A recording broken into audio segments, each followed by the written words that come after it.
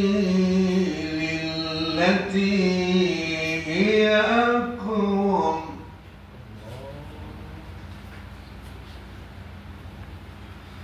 ويبشر المؤمنين الذين يعملون الصالحات أن لهم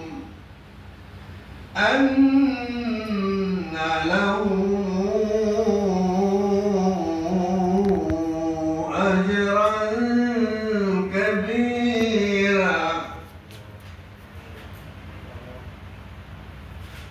وأن الذين لا يؤمنون بالآخرة أعتدنا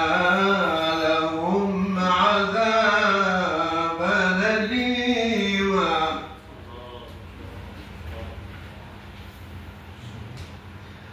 ويدعو الإنسان بالشر دعاءه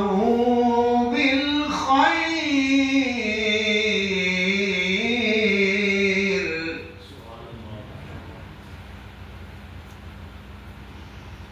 ويدعو الإنسان بالشر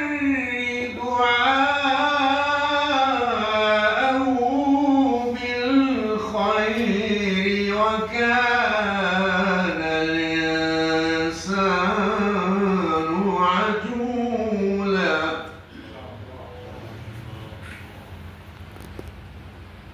وجعلنا الليل والنهار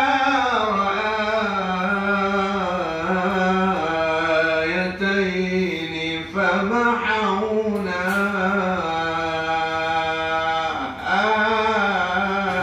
آية الليل وجعلنا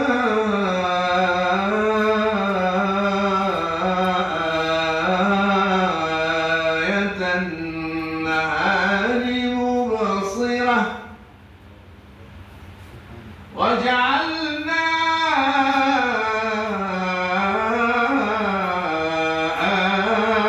آية النهار مبصرة